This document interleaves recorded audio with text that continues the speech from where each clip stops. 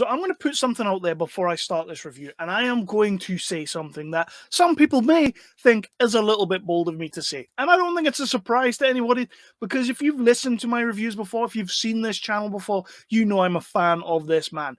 Stephen Graham is, without a doubt, without a shadow of a doubt, the best British actor in the game right now. If you really wanted to go even further, and I think I do, he would be in my top 3 all time. Like, not just British, like all time. He's in my top 3. Definitely having quite a year with some very different kind of movies on the go. And today we are going to be talking about one of them. That movie is the one-shot set in a kitchen, Boiling Point.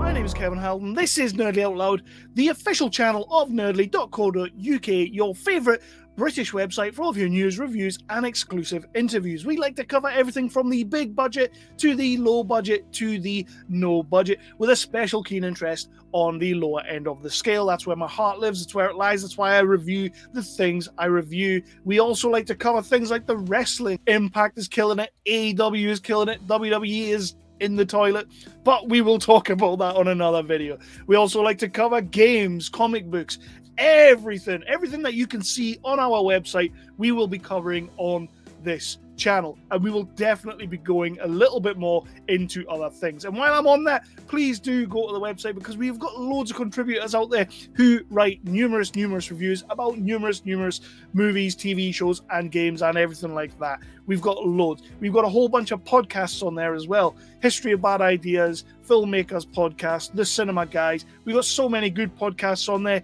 You should just go and check out every single one of them. I don't shout them out enough on this channel. I really should, and that is what I'm doing there.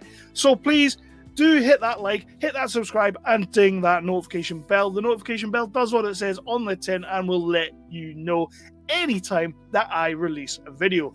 Whether it be one of those fantastic reviews or fantastic interviews, there are loads more in common. I am constantly doing them. And let me tell you something, this is a little bit of a double header, because this review, the director, Phil Barantini, who I've spoken to before, who's an awesome guy, and I really get on with Phil. I did an interview with Phil about Boiling Point, and that will also be on the channel. Maybe before this episode, maybe after this episode. I don't know. I'll put it out when I put it out. But I genuinely want you to watch this movie. I want you to watch our interview together, because Phil and I, we talk it. We talk it out, and it's a great interview. So that's coming as well. Anyway, this is getting a bit too long for my intro, so let us roll into the review. Boiling Point, starring the wonderful Stephen Graham and a whole host of superb actors. So, yeah, let's do it. And now, our feature presentation.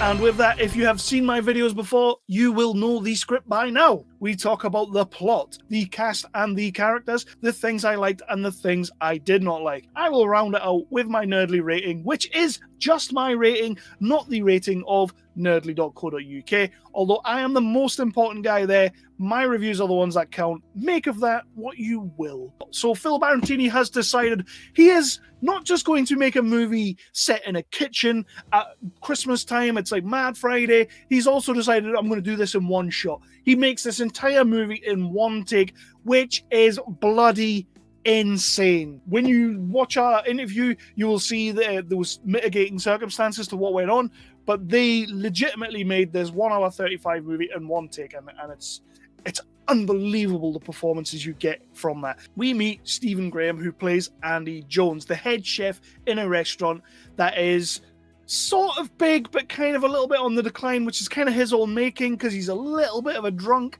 and he's kind of losing his grip on things. He turns up at the restaurant this night, and already things are not exactly looking great, because the health inspector is round and he is downgrading everything because he's a bit of a prick. But Andy just has to deal with that and get on, because tonight is going to be a hella busy night.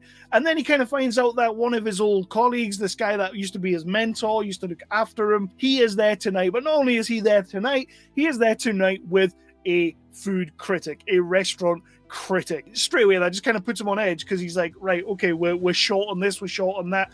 Admittedly, it's all his fault, but they are short on things, so the meal maybe isn't going to be as good as you would hope. Pretty much the story. We start at the start, we end at the end, we go a whole hour and 30, 35, 40 minutes in this guy's life, and there is so much going on. This movie is essentially about the characters, because it's not an action run and gun kind of one take. It can't be. There's a lot of dialogue. There is some amazing performances, healthy performances that we're going to talk about in a second, because I want to point out some of these guys, some of these actors. And Stephen Graham, I have run out of platitudes for this man. I've run out of, I don't know what they call it. I just run out of words. Like, I legit love this guy. I think he's such a top actor. And Phil Barantini has got this really, like, kind of this awesome way of pulling out the roughness in him. And you kind of have to wonder, because you're doing this movie. I think they had like 4 nights, so they had 2 takes each night. We have to get this right. We've got 2 takes each night. Then, of course, like, the pandemic was full swing, so they were going to get shut down any minute. I believe it was Stephen Graham's company that shut the thing down and said, look, we kind of have to get this tonight. They did 2 nights, but that's still 4 takes where you have to keep the momentum. You have to keep the energy. You have to keep the gravitas, and you have to make sure you are putting your all into everything you do. And it's all in 1 take, so if somebody fluffs up, I mean, I guess you keep going and you try and hide it, but you ain't exactly hiding it in the edit, so you got to do something else. Graham as Andy is superb. This is top-level Graham. I have enjoyed watching him from the days of Snatch right the way up till now. I just love watching his programs, but I've still not watched The Virtues, and that's on me. I just don't know if I'm there yet. Vanette Robinson as Carly, who's kind of like Graham's sous chef. She is this ticking time bomb throughout the movie. Like, you meet her and you can tell she's striving for perfection. She knows she's better than this. She knows that although the situation around her, she can't really complain. It's a hard job to keep the glue together when the guy you rely on is kind of an alcoholic and kind of losing it, keeps it all bottled up, and you know she's just keeping things together, trying to be the glue, trying to be the one constant in this job, in this restaurant, in this kitchen, and it just builds and builds and builds and builds, and she just lets loose at one point in the movie. I'm not doing spoilers. I'm really not doing spoilers. I don't know how you do spoilers in a 1 take. You're not exactly giving away too much storyline, but there is a moment where she goes on a rant, and it's just so bloody good. She really nails this role. I'm a big fan of Vanette Robinson right now. I will hold my hands up and I will say I've not seen her in anything else really. She's not really hit my radar too much, but this movie, she has absolutely hit my radar, and I will be checking out anything she does going forward. So I mentioned the mentor that turns up with the food critic, the restaurant critic, and he is played by Jason Fleming in ultimate sleazebag mode. He's like, you kind of like him, but you don't like him because he's putting a lot of unnecessary pressure on our guys. So you kind of just, you don't want to like him, but it's Jason Fleming. So how do you not like Jason Fleming? He's British legend at this point. He's an icon. Kind of do love Jason Fleming, but in this movie, I do wish he had more to do, but I also understand that in the restrictions you've made for yourself, in the rules that you've set within this 1 take motion, you can't spend too long with everyone. So he's going to lose a little bit of screen time, but I genuinely don't think we lose much of anything in terms of storyline. He does come back a couple of times, and it's cool. It's cool to see him. Azuka Hoyle, who I raved about in Villain. I raved about her in Villain, which is also Phil Barantini's movie with Craig Fairbrass. Craig Fairbrass, like, you've never seen him before. So Azuka Hoyle is in this movie, has in sort of a smaller role. You may expect that because she's a great little actress. However, it's a good role, and it kind of, there is a lot of, like, there's a little powder keg going on with her. They kind of set up from the start, because, you know, it's a movie, so you've got movie sort of through lines, and they kind of set something up at the start that you know is going to come back, and she is the catalyst of that, and it's great. So by far and away, my favorite relationship in this movie, my favorite through line in this movie, and we only really deal with it a little bit. Hannah Walters, who is Stephen Graham's real life wife, she plays sort of like the baker of the team there. She makes the cakes, the desserts, and what's not. And there's a young lad, and the young lad kind of has a little bit of an issue that we I don't want to do spoilers. Right, okay, so yeah, she kind of becomes like this big mum to him and sort of takes him under her wing for a second. But there's a lot of chaotic things happening at this point in time. And then all of a sudden, the camera just sort of stops dead and says, right, we are going to give you a little bit of story here with these two characters. And it floored me. It absolutely destroyed me. But again, you've got to keep the movie moving, so we can't spend too long there. And I just kept thinking, like, take us back. Every time the camera was coming back through the back kitchen into the front kitchen, I was like, stop for a second. I want to, like, let's deal with this. I need to give this guy a cuddle. You know, it's like this whole thing. And I love the fact that we don't stop. I wanted more of it, but I love that we don't. It makes sense that we don't, because it's a restaurant. It's one of the busiest nights of the years. We can't spend too long on melodrama or soap opera stuff, because we've got to keep it going. We've got to keep it real, I guess. And I love those characters. I thought they were great. Lauren Ejufo. Wow, like, you know, people are dicks. People really are dicks. And one of the things that I truly liked about this film is that Phil Barantini doesn't mind showing us that people truly are just dicks.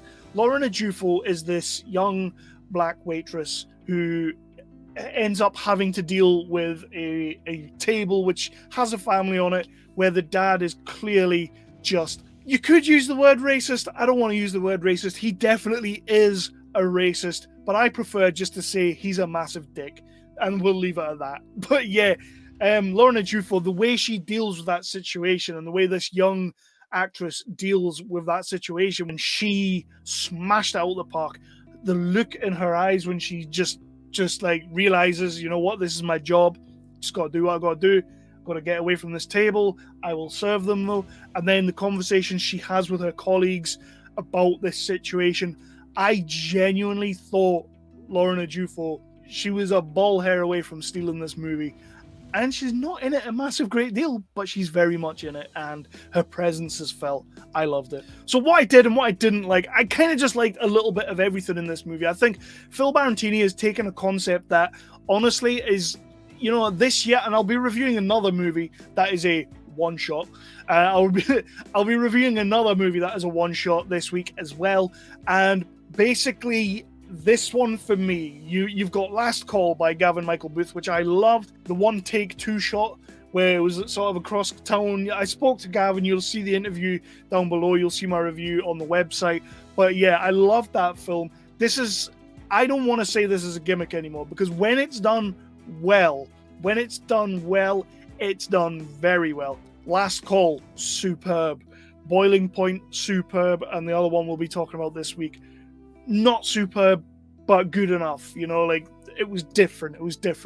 But for me, this must be one of the hardest things you can do in filmmaking. So massive props. You're not just doing a 10-minute scene like they did in Haunting in Hill House. You're doing a whole 1 hour 40 movie. So you got to scout that out for months. You got to prepare that to the T, to the letter. Like, when I spoke to Phil, I was on about a scene where Stephen Graham goes down to the plate and he's like garnishing the food, and Vanette Robinson comes down with him, and it's just this amazing little scene. The camera sort of drops down to their level. I thought that was one of those impromptu things, like, oh, just follow the actor. He's gone down here, we need to be with him. But no, that was all there. That was all scouted. That was all planned. That's immense. And to think on your feet that way, and to still know what you're going to be doing in 40 minutes time, unbelievable. I'm in awe. I'm in awe of this stuff. I really am. So yeah, what I didn't like, there's not really anything I didn't like. There was nothing that stands out as a flaw to the movie or a bad thing in the movie. If anything, I kind of just wanted a little bit more, but it ends in such a logical place that you couldn't really go any further. Maybe there's nothing else you could have done. I just think the movie's fantastic. So that is that. So my final Nerdly rating, and remember, this is just my rating, not that of Nerdly, but I am the most important person. I am giving this movie a straight 5 out of 5. I freaking love this movie. I think it's so well done, so meticulously planned. You can't, like, when I watched Last Call, I thought that was pretty much as good as one takes could get. But this, for me, you're moving around a busy restaurant. You're going to have to be moving tables. Guys are going to be knocking things over. Like, I genuinely just think, wow, like, you have got to give props to Boiling Point. You've got to give props to all of the actors. You have got to give props to the cast and the crew, because everyone is firing on all cylinders. And although during our interview, Phil told me there was these little flaws and little blemishes and whatnot, you know what? You ain't going to see that.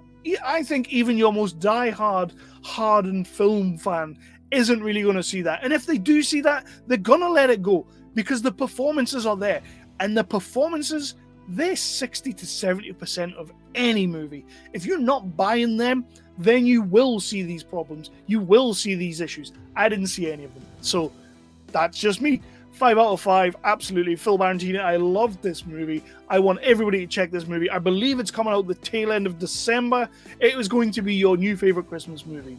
Forget EastEnders this year. Forget Doctor Who this year. We should all be watching Boiling Point. So that's that. And with that, I'm going to bug out because this has been a longer review than I anticipated. And yes, 5 out of 5 for Boiling Point. Phil Barantini, I cannot wait to see what you do next. Please do check out the interview when that drops, because I had so much fun talking to Phil again.